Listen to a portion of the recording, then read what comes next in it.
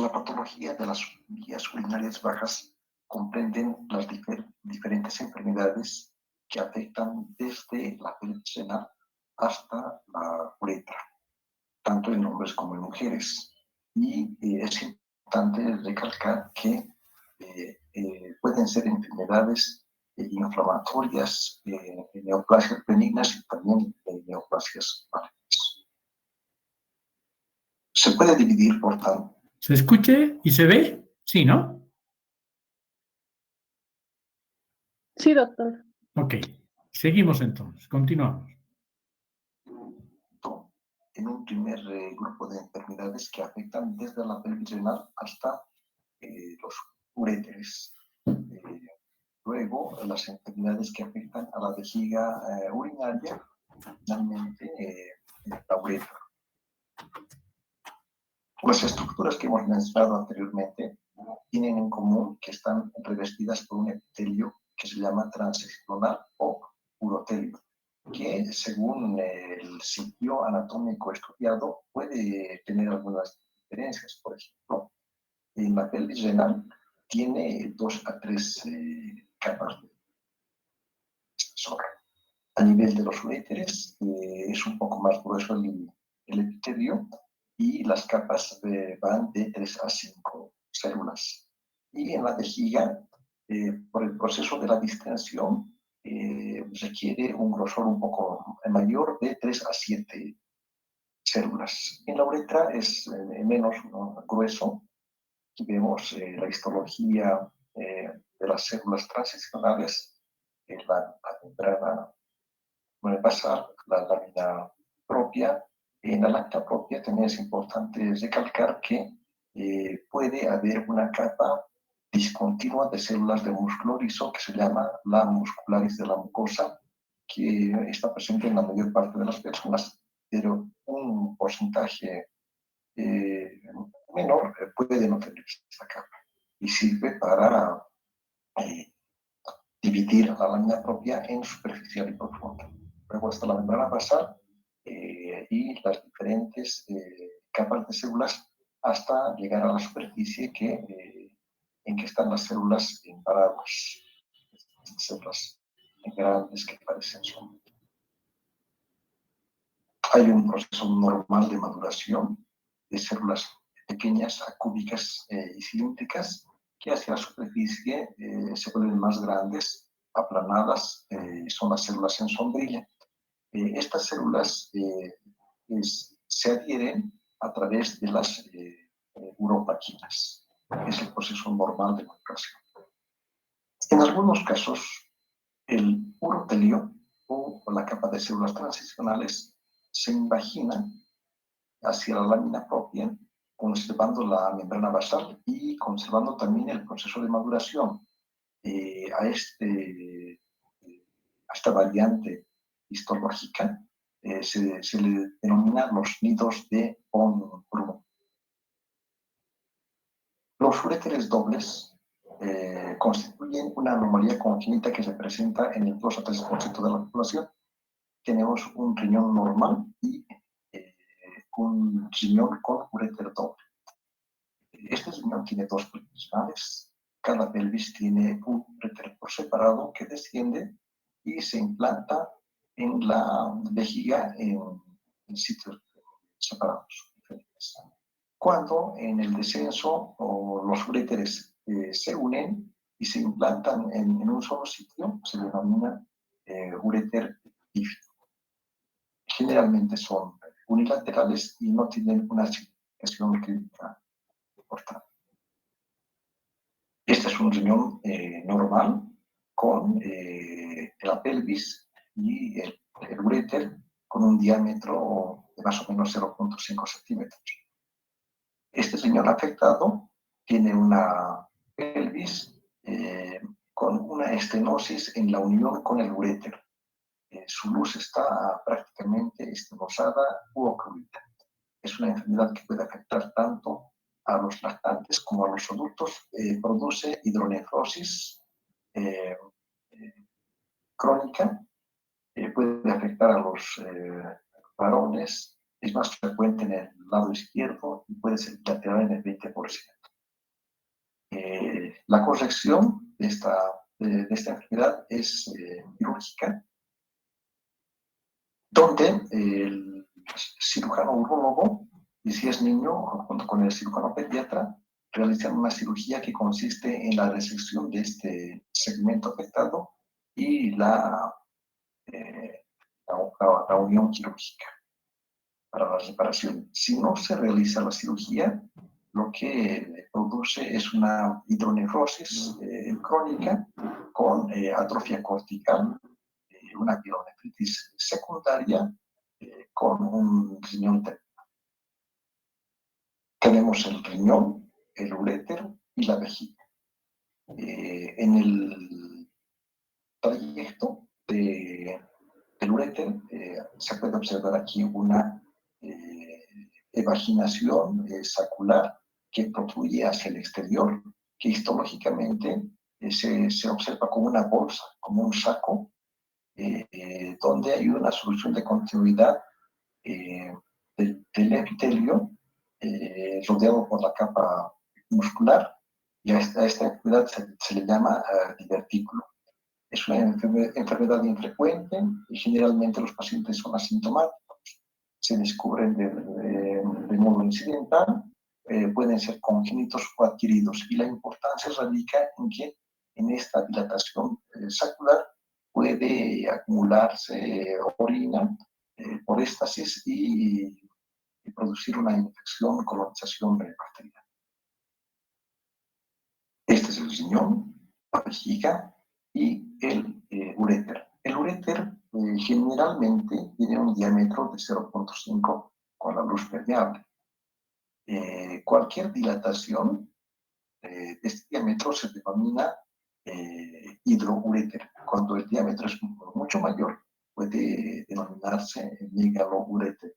Generalmente son enfermedades congénitas o adquiridas por defectos en la inervación que produce una alteración funcional. Podemos ver una vista panorámica macroscópica del uréter, que tiene un diámetro más o menos de 2 centímetros, que corresponde a un megalouréter. Este es un corte transversal del uréter, donde podemos observar el epitelio urotelial, la capa muscular y la lámina propia. Llama la atención que en la lámina propia hay un infiltrado inflamatorio de linfocitos. Cuando hay la presencia de linfocitos eosinófilos, células plasmáticas, citocitos, estamos hablando de procesos inflamatorios infecciosos del uréter que se denominan ureteritis. Cuando predominan los linfocitos formando folículos linfoides, se denomina ureteritis folicular. El proceso inflamatorio también puede ir acompañado de elevaciones que protruyen dentro de la luz de aspecto quístico, y a esta enfermedad se le denomina ureteritis quística. Los uréteres pueden presentar lesiones tumorales benignas, y dentro de estos procesos benignos tenemos dos enfermedades que tienen un origen mesenquimatoso: los pólipos fibroepiteliales y los leiomiomas. Los pólipos... ¿Me siguen escuchando y viendo? Perfecto, gracias. Fibroepiteliales son lesiones pseudotumorales que generalmente afectan más el lado izquierdo.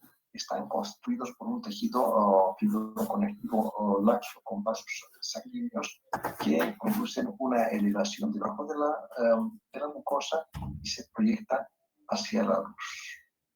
Dentro de los tumores primarios malignos que afectan los uréteres tenemos el carcinoma de células transicionales o ureteliales, que producen obstrucción de la luz ureteral. Afectan generalmente a personas mayores entre la sexta y séptima década de la vida. Una de las características es de que son tumores multicéntricos, múltiples, y que afectan de forma simultánea diferentes partes del tracto urinario. Los uréteres pueden presentar lesiones o enfermedades obstructivas que pueden ser dentro de la luz o por fuera de la luz. Entre los que están por dentro de la luz tenemos los cálculos urinarios que pueden impactar en las zonas de estrechamiento ureteral. Las estenosis, que pueden ser congénitas y adquiridas. Ya hemos mencionado, por ejemplo, la estenosis de la unión uretero-pélvica, donde hay un incremento del tejido fibroconectivo o de las fibras de músculo liso que producen la estenosis. También los procesos cicatriciales. Y los tumores, como el carcinoma de células transicionales, crecen dentro de la luz y obstruyen. Alteraciones neurogénicas que produzcan una interrupción de las vías neurales también son obstrucciones. Las extrínsecas, el embarazo produce incremento de la presión de los uréteres por fuera de la luz.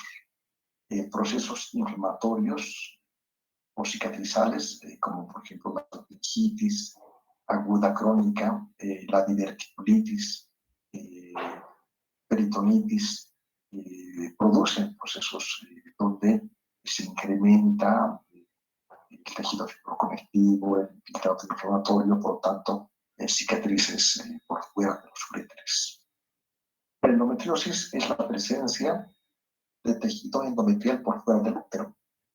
Produce sangrado con el ciclo menstrual, por lo tanto, produce cicatrices que pueden producir compresión extrínseca. Otros tumores secundarios, como el cáncer de recto, el cáncer de próstata, el linfomas, sarcomas, son causantes de lesiones extrínsecas de los uréteres. Cuando el proceso obstructivo es unilateral, generalmente es proximal. Si es bilateral, es distal. Una enfermedad interesante como proceso obstructivo extrínseco es la fibrosis retroperitoneal esclerosante o enfermedad de Ormond. Es un proceso inflamatorio fibroso que rodea a los uréteres, se origina en el retroperitoneo y puede causar hidronefrosis. Afecta a personas de la mediana edad o avanzada, puede ser secundario a fármacos, procesos inflamatorios, enfermedad maligna, y en un 70% no tiene una causa o una etiología que se puede encontrar y se la denomina idiopática. Puede ser también por un proceso autoinmune porque se ha visto de que existe un incremento de IgG producido por las células plasmáticas. En la histología se observa una lesión benigna, una mezcla de proceso inflamatorio y fibroso. Dentro del proceso inflamatorio se puede observar linfocitos pequeños maduros, folículos linfoides tanto primarios como secundarios, células plasmáticas maduras, algunos eosinófilos, tejido adiposo rodeado por fibrocitos, fibroblastos y depósitos de colágena que pueden producir una compresión extrínseca de los uréteres. Pasamos a las enfermedades que afectan a la vejiga urinaria. La vejiga puede presentar divertículos que son versiones saculares que protruyen por fuera de la pared por defecto de la capa muscular, donde se puede acumular orina. Estas enfermedades pueden ser de causa congénita o de causa adquirida. En la causa congénita generalmente es por insuficiencia focal del desarrollo del músculo liso, por una obstrucción del tracto urinario durante el desarrollo fetal. y de causa adquirida es por un proceso obstructivo a la salida de la orina. Generalmente se presenta en personas mayores por hiperplasia prostática que causa una obstrucción del flujo urinario y que produce un engrosamiento del músculo detrusor de la pared vesical.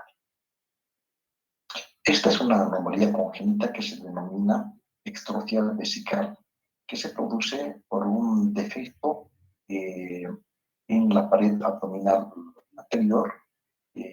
Se puede identificar la vejiga que está en contacto con el exterior, la mucosa que es rojiza, es susceptible de procesos infecciosos y por la cronicidad puede desarrollarse un adenocarcinoma. La corrección de este caso generalmente es por cirugía pediátrica y urología para corregir el defecto de la pared abdominal anterior y de la pared de la vejiga. Los uréteres, cuando se implantan en la vejiga urinaria, lo hacen a través de o formando un ángulo. Ese ángulo oblicuo generalmente sirve para que la presión de la orina ejerza un mecanismo de válvula antirreflujo. Cuando no tiene un adecuado ángulo, puede producirse esta enfermedad, produciendo infección renal y cicatrización. La vejiga puede también tener conexiones anormales con la vagina, con el recto o con el útero. Estas conexiones se denominan fístulas, que pueden ser crónicas y producen complicaciones que deben ser corregidas de forma quirúrgica. La vejiga, durante el desarrollo embrionario, se comunica con el ombligo a través de un conducto permeable. Este conducto deja de ser permeable y se oblitera en un cordón fibroso después del nacimiento. Cuando persiste este conducto se denomina uraco persistente, que puede ser totalmente permeable, produciendo un trayecto viscoso con salida de orina a través del ombligo. Es de corrección quirúrgica. En este trayecto también puede formarse los quistes uracales que pueden ser únicos o múltiples.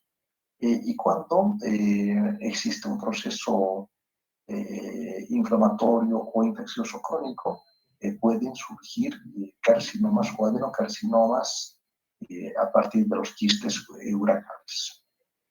La vejiga urinaria puede ser afectada por procesos inflamatorios que se denominan cistitis aguda y crónica. Las mujeres son más propensas a ser afectadas que los hombres por la uretra corta. Y a mayor edad, ambos sexos son afectados. ¿Cuáles son los factores predisponentes? Los cálculos urinarios, que pueden producir una lesión mecánica, la obstrucción urinaria, por ejemplo, en los hombres, por la hiperplasia prostática, la diabetes mellitus, que lo que hace más susceptibles a los pacientes para la infección por Candida albicans y en infecciones bacterianas, la instrumentación, como por ejemplo la colocación de una sonda Foley o la cistoscopía, predisponen a procesos infecciosos, deficiencias inmunitarias, quimioterapias y radioterapia también pueden producir cistitis por radiación.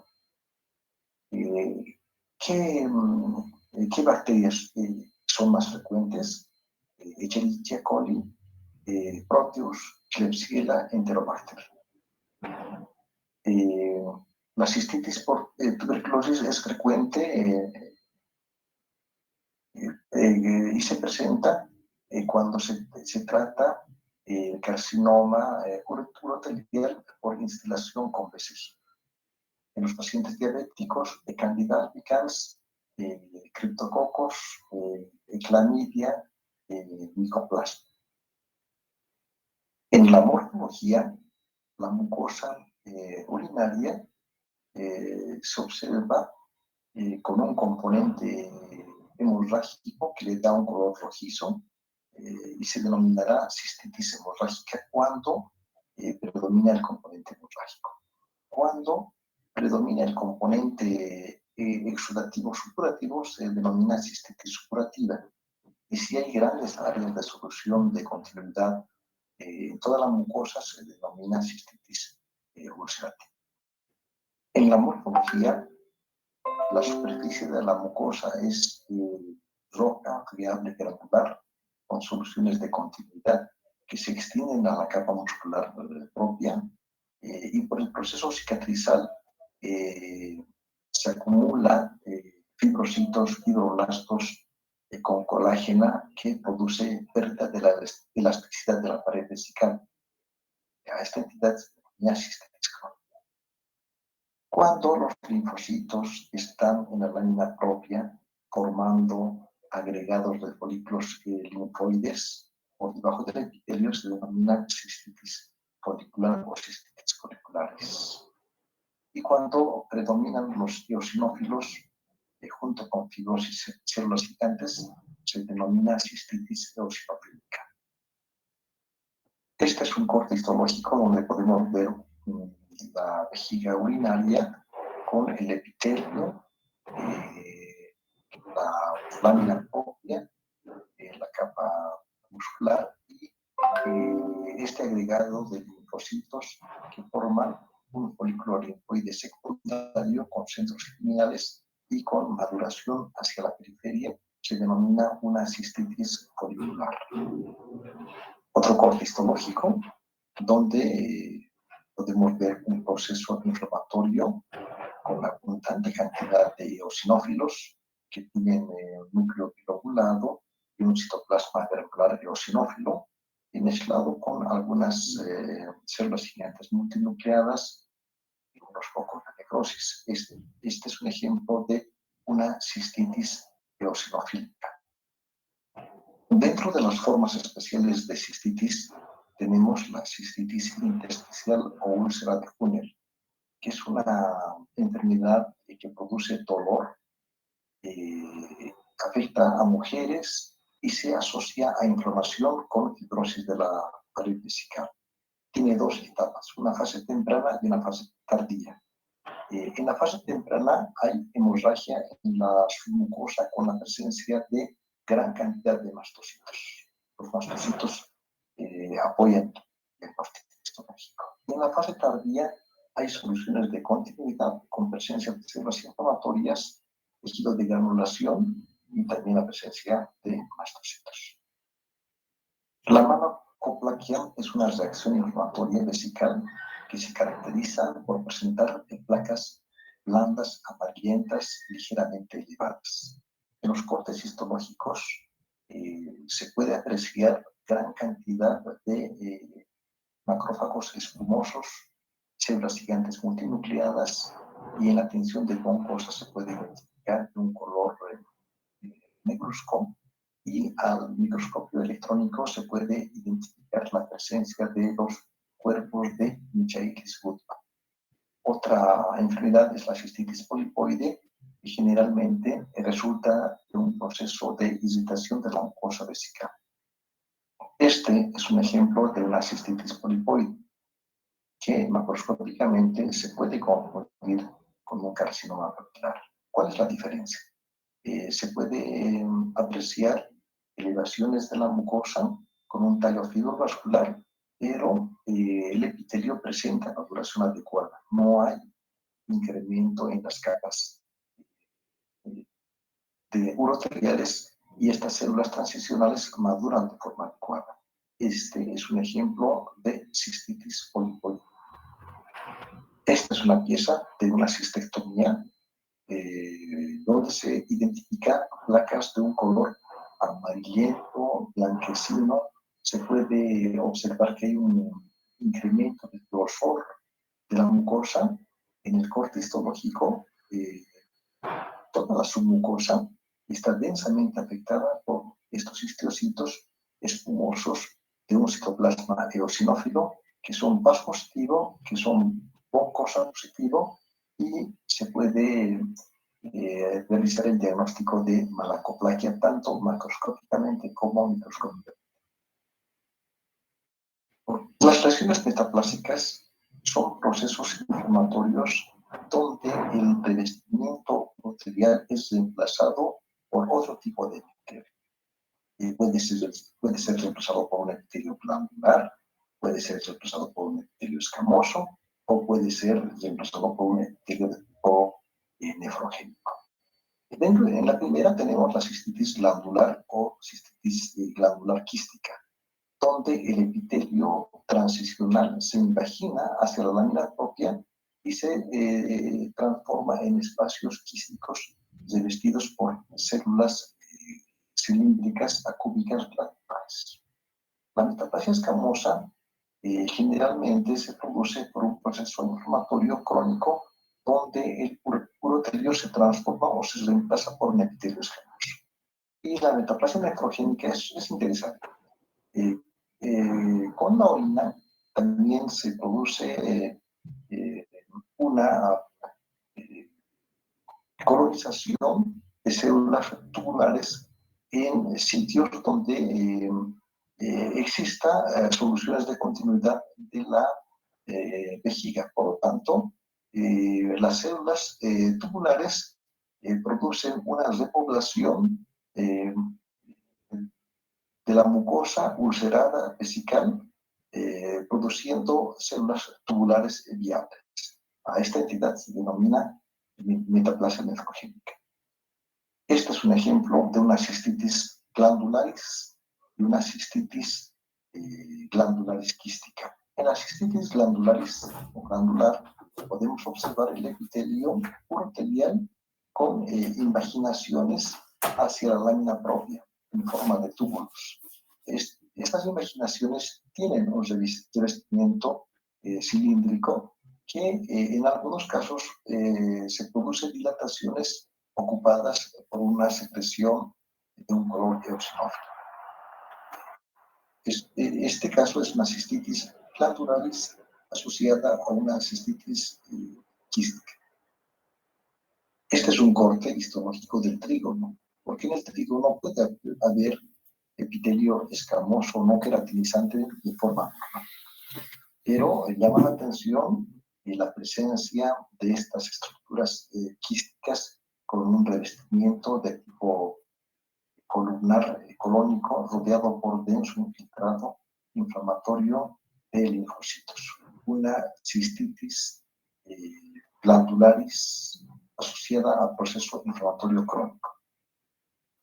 El urotelio puede ser reemplazado por un epitelio de tipo escamoso no queratinizante e inclusive en algunos casos puede formar láminas de queratina en una metaplasia escamosa. De las neoplasias malignas de la vejiga urinaria, el 95% son de origen epitelial, por lo tanto son carcinomas, y 5% son tumores mesenquimales o sarcomas. De los tumores epiteliales, la mayoría son carcinomas de células uroteliales o transicionales. En menor proporción son carcinomas escamosos o epidermoides que surgen sobre un proceso de metaplasia escamosa. Y otro porcentaje menor son de células glandulares o adenocarcinomas primarios de la vejiga. El espectro de los tumores uroteliales es muy amplio y constituye el 90% de todos los tumores vesicales y pueden ser desde lesiones pequeñas, poco agresivas, hasta cánceres sumamente agresivos. Generalmente son multifocales, es decir, que afectan varias partes de la vejiga o pueden afectar la vejiga y otras estructuras como los uréteres. El cáncer de vejiga es el segundo más frecuente de los cánceres del tracto genitourinario. Se presenta más en naciones industrializadas que en los países en vía de desarrollo. Y es más frecuente en las zonas urbanas que en las rurales. La relación hombre-mujer es de 3 a 1. y el 80% de los pacientes tienen una edad comprendida entre los 50 a 80 años. ¿Cuáles son los factores de riesgo para el desarrollo del cáncer de vejiga? El tabaquismo. Aumenta el riesgo de cáncer entre 3 y 7 veces dependiendo del número de paquetes por año y del hábito de fumar. La exposición laboral a las aripaminas, que se utiliza generalmente en la industria de los textiles para el teñido de telas. En Asia, las infecciones por schistosoma hematobium puede ser un factor de riesgo y el consumo prolongado de analgésicos. Otros factores de riesgo para el desarrollo del cáncer de vejiga son la exposición prolongada e intensa a la ciclofosfamida, la radioterapia que puede producir una cistitis por su radiación, y la ingestión de edulcorantes artificiales y el traumatismo físico en el urotelio que puede ser producido por una infección, instrumentación, cálculos que incrementa el riesgo de malignidad. ¿Cuál es la patogenia del cáncer de vejiga? La activación de oncogenes y la inactivación o pérdida de genes supresores de tumor. El cromosoma que está afectado es el cromosoma 9, con lesiones en los tumores papilares superficiales y en los tumores planos invasivos. Este gen se puede evidenciar en inmunohistoquímica con la identificación de este marcador que es el P16. La mutación del P53 que está en el brazo corto del cromosoma 17 induce al cáncer de vejiga. Otros cromosomas afectados son el cromosoma 13, el cromosoma 14, hay mayor expresión de KRAS y del factor de receptor de crecimiento epidérmico. Se han estudiado dos vías en la carcinogénesis del cáncer de vejiga. La primera vía es por deleción de genes supresores del tumor en el cromosoma 9. Se presenta en tumores papilares superficiales y es infrecuente. La segunda vía es por mutación de P53 que lleva a carcinoma in situ, se asocia a pérdida del cromosoma 9 y progresa a un carcinoma invasivo. ¿Qué síntomas y signos produce el cáncer de vejiga? Hematuria, que se presenta en el 85 a 90% de los pacientes.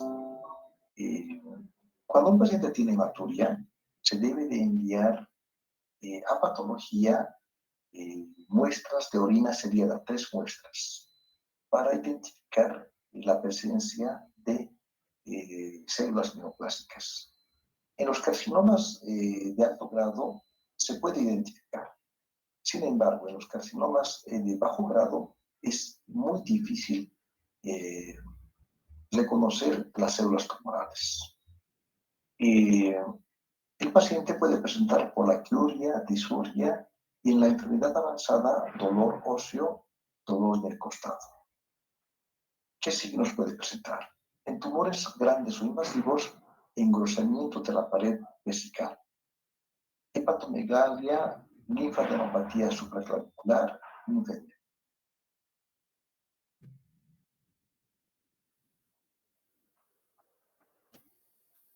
Dentro de los tumores de la vejiga urinaria tenemos primero los papilomas. Dentro de los papilomas existen dos tipos, el papiloma exofítico y el papiloma invertido. Son lesiones poco frecuentes que representan menos del 1% de los tumores vesicales. Se observan comúnmente en pacientes jóvenes. Son tumores que se presentan de forma única, como estructuras pequeñas que miden de medio centímetro a 2 centímetros, delicadas, unidas superficialmente a la mucosa por un pedículo. En la histología podemos ver estos tallos fibrovasculares delicados y lo importante es contar la capa de células transicionales. En el grosor es normal. Se tiene entre 3 a 5 capas y el proceso de maduración es completamente normal. A diferencia de un carcinoma. Este también es un papiloma, pero es un papiloma que no crece hacia la superficie, sino crece hacia el interior de la lámina propia.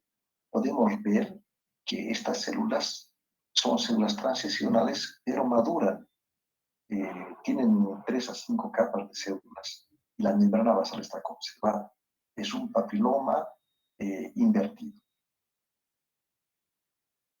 Una lesión interesante que está a medio camino entre un papiloma urotelial benigno y un carcinoma papilar de bajo grado es la neoplasia urotelial papilar de bajo potencial de malignidad, que tiene características histológicas semejantes a un papiloma. ¿Cuál es la diferencia? El urotelio tiene mayor grosor, tiene un poco más de agrandamiento de los núcleos y puede presentar figuras mitóticas escasas. En la cistoscopía, esta neoplasia puede ser indistinguible de un carcinoma papilar de bajo grado. El carcinoma urotelial papilar de bajo grado se caracteriza por un crecimiento elevado, ordenado, tanto en su arquitectura como en su citología. Las células uroteliales neoplásicas mantienen su polaridad y son cohesivas. Hay leve atipia nuclear, leve nucleomegalia, leve hipercromatismo, ocasionales figuras mitóticas y una ligera variación en el tamaño y la forma nuclear. En su comportamiento pueden recurrir y es muy poco frecuente que pueda invadir la lámina propia. Solo lo hacen un 10%. Este es un ejemplo de un corte histológico de un carcinoma papilar urotelial de bajo grado, donde podemos identificar en el centro el tallo fibrovascular, la membrana basal conservada y la proliferación de las células transicionales o uroteliales que están ordenadas en un incremento del grosor. Tenemos en este caso unas 10 capas de células, por aquí unas 12 capas de células, hay leve nucleomegalia, leve hipercromatismo, ocasionales figuras, un ejemplo de un carcinoma papilar urotelial de bajo grado. El carcinoma urotelial papilar de alto grado tiene una configuración también papilar. Una de las características es de que las células ya no son cohesivas, se desprenden. Tienen núcleos grandes, hipercromáticos, puede haber franca anaplasia de las células uroteliales, es frecuente que tenga figuras mitóticas, existe una pérdida de la arquitectura con pérdida de la polaridad y en el comportamiento clínico tienen mayor riesgo de progresión y potencial metastásico. ¿Sí? Los carcinomas uroteliales papilares de alto grado son más agresivos, 80% son invasivos, invaden no solamente la pared vesical, sino pueden extenderse a órganos vecinos como la próstata, vesículas seminales, uréteres, el retroperitoneo, pueden afectar la vagina y el recto, produciendo comunicaciones fistulosas. El 40% afectan a los órganos regionales y la diseminación hematógena a hígado, pulmones, médula ósea es frecuente y ocurre en fase tardía cuando el tumor es anaplásico. Este es un corte histológico de la vejiga donde podemos observar una lesión exofítica con un revestimiento muy pleomórfico, prácticamente anaplásico, donde observamos incremento en el número de capas celulares, pérdida de la polaridad de estas células, moldeamiento nuclear, hipercromatismo, mitosis frecuentes. Es un ejemplo de un carcinoma urotelial papilar de alto grado. Este es un ejemplo de un carcinoma urotelial in situ, plano. Tiene un crecimiento plano, aquí está la membrana basal, y las células son anaplásicas con pérdida de la polaridad, nucleomegalia, estratificación, multinucleación. Estas células son de alto grado y tienen pérdida de la cohesividad, por lo que pueden ser detectadas en la citología urinaria. Otro ejemplo de carcinoma urotelial in situ, con la membrana basal conservada, la lámina propia con un grado inflamatorio, y con células anaplásicas que están de forma intraepitelial. Esta enfermedad frecuentemente es multifocal, puede extenderse a los uréteres y a la uretra, y el 50-75% de los carcinomas in situ progresan con el tiempo a carcinomas invasivos.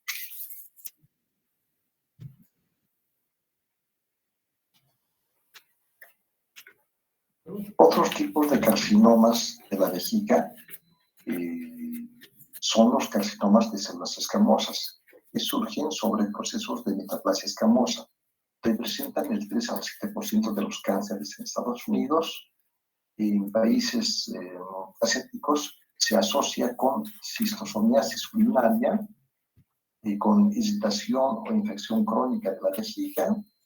Puede haber formas mixtas donde se combina carcinoma urotelial con carcinoma escamoso, y los carcinomas escamosos siempre son de alto grado.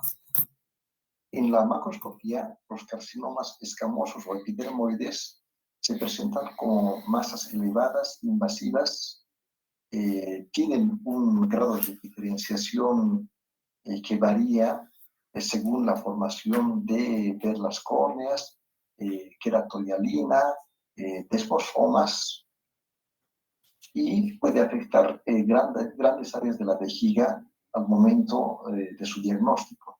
Son tumores más agresivos y pueden producir infiltración de todo el espesor de la pared. El adenocarcinoma primario de la vejiga se parece o es muy idéntico al adenocarcinoma que se observa en el tracto gastrointestinal. Se origina en vestigios del buraco en asociación a metaplasia de tipo intestinal con displasia. Puede originarse cerca del buraco o en la cúpula o en la pared anterior. Son tumores invasivos y que se extienden por fuera de la vejiga hacia el ombligo. Este es un corte histológico donde podemos evidenciar una lesión elevada con formación de estructuras tubulares y glandulares revestidas por un epitelio cilíndrico pleomórfico, un adenocarcinoma primario de la vejiga. Los tumores mesenquimatosos pueden ser benignos o pueden ser malignos. Entre los benignos tenemos el leiomioma, que se origina de la capa muscular lisa, crecen como masas aisladas intramurales, encapsuladas, de bordes bien circunscritos, que pueden tener varios centímetros, y crecen hacia la luz de la vejiga. La contraparte maligna son los sarcomas, que tienden a producir grandes masas que varían de 10 a 15 centímetros de diámetro, protruyen hacia la luz de la vejiga y pueden invadir todo el espesor de la pared y extenderse hacia órganos vecinos. Los tumores secundarios llegan a la vejiga de órganos adyacentes. Por ejemplo, un cáncer de cuello uterino en etapa avanzada puede afectar la vejiga urinaria, un cáncer, un carcinoma endometrioide también puede afectar la vejiga, un carcinoma de próstata y un cáncer de recto pueden, por extensión, infiltrar la vejiga. ¿Qué produce? Hemorragia, obstrucción ureteral y fístulas vésico-vaginales, que son secuelas comunes en estas enfermedades.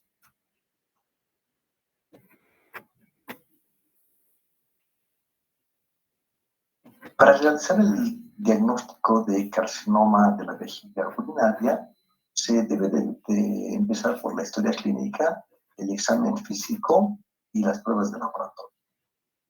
Es importante el papel de la endoscopía, que se denomina cistoscopía, en donde el urólogo realiza una valoración de la mucosa y toma biopsias tanto del tumor como de otros sitios sospechosos. Y la citología urinaria también juega un papel importante y su fiabilidad depende del grado de la neoplasia celular. Y la citología urinaria es más frecuente su positividad en los tumores de alto grado. En los tumores de bajo grado difícilmente se puede observar células neoplásicas. Los estudios de imagen también juegan un papel importante en la estratificación del cáncer de vejiga. Se pide la tomografía axial computarizada, la resonancia magnética nuclear, para ver si la neoplasia está circunscrita a la vejiga urinaria o hay ganglios sospechosos de enfermedad metastásica. También se puede pedir placa de tórax y gammagrafía ósea.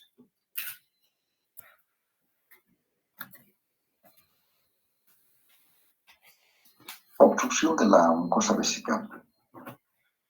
En los hombres es más frecuente la obstrucción por una hiperplasia prostática benigna. Y en las mujeres por un cistocele vesical. Otras causas menos frecuentes son por estenosis congénita de la uretra, procesos inflamatorios de la uretra que produzcan estenosis, la fibrosis inflamatoria de la pared de la vejiga, tumores vesicales, invasión secundaria del cuello de la vejiga por tumores de otros órganos adyacentes, causas mecánicas y causas neurológicas. En la morfología de la obstrucción vesical, ¿qué es lo que se puede observar? Engrosamiento de todo el espesor de la pared. El revestimiento mucoso es normal, pero el espesor está engrosado por hipertrofia progresiva de la capa muscular lisa. Los fascículos musculares individuales están engrosados. Se produce una trabeculación de la pared vesical que puede formar con el tiempo criptas y divertículos. Con el tiempo la vejiga se dilata.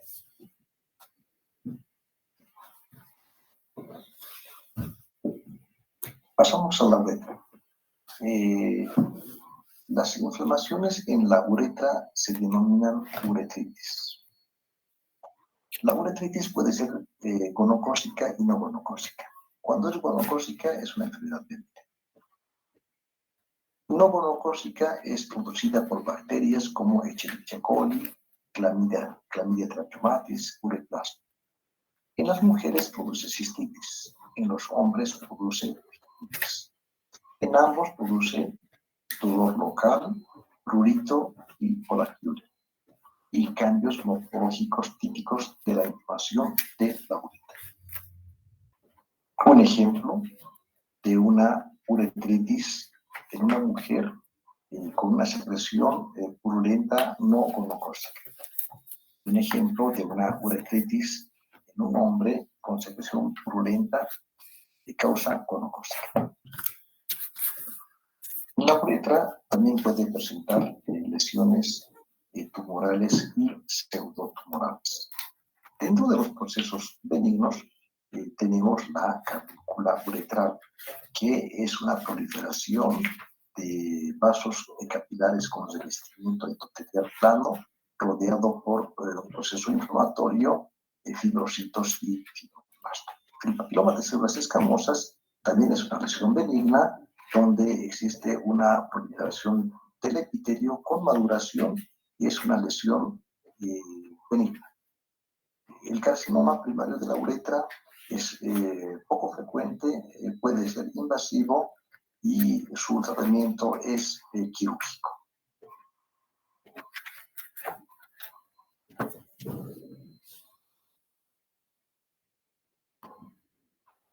Ok, entonces con eso terminaría este capítulo interesante de la patología genitourinaria baja y en la próxima clase ya empezamos de lleno con patología genital masculina. ¿Ok? ¿Me escucharon? Sí, doctor. Sí, doctor. Perfecto. Entonces voy a dejar de presentar y me voy a despedir de ustedes, ¿ya? Hasta la próxima entonces. Chao, chao. Gracias, doctor. Hasta luego. Gracias. Chao, chao.